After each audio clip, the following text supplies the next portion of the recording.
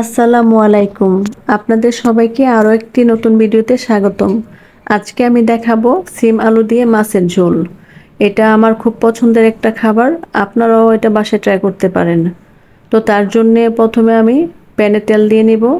তাতে আমি মাছগুলো ভেজে নেব। তো মাছ আমি নুন হলুদ দিয়ে আগে মাখিয়ে রেখেছিলাম।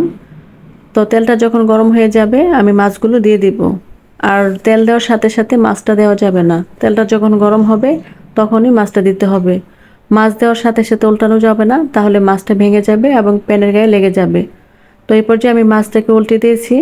আমার মাছটা যখন ভাজা হয়ে যাবে আমি মাছগুলোকে একটা বাটিতে নামিয়ে রেখে দেব।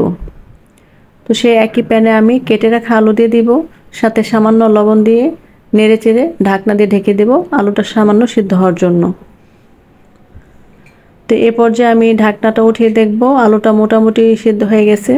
তখন আমি আলুটাকে নেড়ে চেড়ে এর মধ্যে কেটে রাখা সিমগুলো দিয়ে দিব। আমি এখানে আলুটা আগে দিয়েছি কারণ হচ্ছে সিম থেকে আলুটা সিদ্ধ হতে একটু টাইম বেশি লাগে। তো এই পর্যায়ে আমি কিছু পেঁয়াজ কুচি দিয়ে দিয়েছি। তারপর একটু নেড়ে চেড়ে আবার ঢাকনা দিয়ে ঢেকে দেব এটা সিদ্ধ হওয়ার জন্য। সবজি থেকে যে পানিটা উঠবে এটা দিয়েই মোটামুটি সিদ্ধ হয়ে যাবে। তো এই পর্যায়ে আমি দেখলাম যে সবজি থেকে অনেকটা পানি উঠে গেছে, আবার ঢাকনা দিয়ে ঢেকে দেব।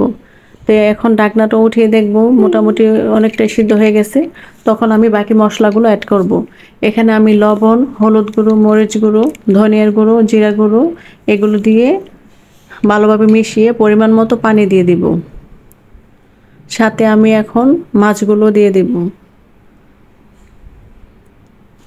মাছগুলো দেওয়ার পর আর একটু নেড়েচেড়ে আমি একটা ঢাকনা দিয়ে ঢেকে দেব এটা পুরোপুরি সিদ্ধ হওয়ার জন্য। সাথে 2টা কাঁচামরিচ দিয়ে দেব। এখন আমি ঢাকনাটা তুলে এটা নেড়েচেড়ে দেব।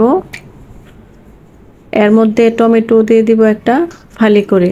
আপনারা চাইলে টমেটো দিতে পারেন, না হয় স্কিপ করতে পারেন, কিন্তু টমেটো দিলে এটার টেস্ট অনেক গুণ বেড়ে যাবে। তো আমি এখানে টমেটো কুচিটা দিয়ে দিলাম। এই পর্যায়ে আমি ঢাকনা দিয়ে আবার ঢেকে দেব। তো এখন আমি ধনিয়া পাতার জন্য আমি গাছের কাছে চলে গেলাম, আর আমি নিজের হাতে ধনিয়া পাতাগুলো তুলতেছি। আর এগুলো আমি এখন নিয়ে এসে তরকারিতে দিয়ে দেব। ধনিয়া পাতা দিলে তরকারির টেস্ট অনেক বেড়ে যায়।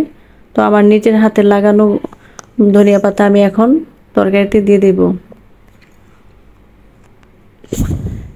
এখন আমার তরকারিটা হয়ে গেছে।